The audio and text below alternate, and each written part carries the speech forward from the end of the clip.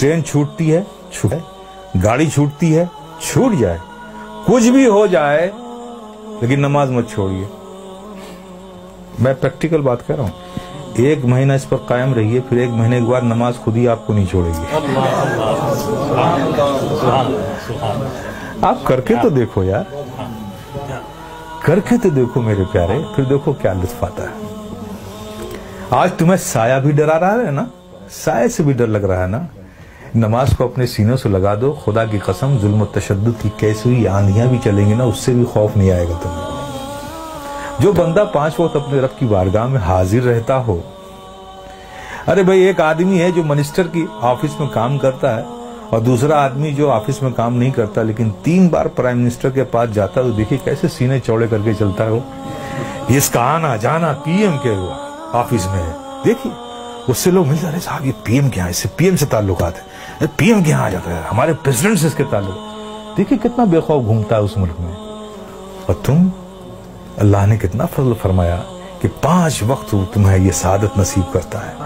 मेरे बंदो, आओ मेरी बारगाह में। जब तुम खड़े होते हो तो मैं तुम्हें देखता हूं, तुम्हारी इबादत तो ऐसी हालत में खड़े होते हो, ऐसी हालत में खड़े होते हो, चूंकि मैं देखूंगा ना, तो मैं जिसे देखूं उसकी हालत भी तो वैसी हो। प्यारे आका सल्लल्लाहु अलैहि वसल्लम इरशाद फरमाते हैं कि रब ने फरमाया, जब एक बंदा नमाज के लिए मस्जिद में जाता है और नमाज के लिए वो खड़ा होता है, तो खड़े होने से पहले रब फरमाता है फरिश्तों से, फरिश्तों, इसके अंदर जितने गुनाह है ना, वो इससे जुदा कर लो, निकाल लो, और सारे गुनाहों को अलग कर दो इससे। फरिश्ते उसके सारे गुनाह निकाल लेते हैं। अब बताइए, सारे गुनाह निकल गए और आप नमाज में खड़े हो गए, अल्लाहु अकबर, और रब की तवज्जो आप पर, रब आपको देख रहा है, आप उसकी इबादत में खड़े, गुनाहों से खाली हो गए। आप सोचिए, अब नमाज अदा कर रहे हैं, सिद्क दिल से मियाँ इन हिमात के साथ रब के जिक्र में, उसकी यादों में मुस्तगरक होके आप जो भी दुआ मांगो, गुनाह अलग कर लिए गए, इबादत में हो, रब की बारगाह में हो, दुआ कबूल ना हो। लेकिन देखिए हमारी मादियत का असर देखिए कि वहां भी हमारा ज़हन भटकता रहता है। आप समझ रहे हो ना।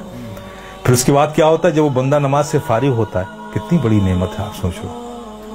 नमाज से फारिग होता है तो फरिश्ते पूछते हैं, मौला वो जो नमाज से पढ़ने से पहले इसके गुनाह अलग किए थे, वो जो सब रखे हुए हैं अलग इससे, ये नमाज से फारिग हो गया, अब इसका क्या करूं,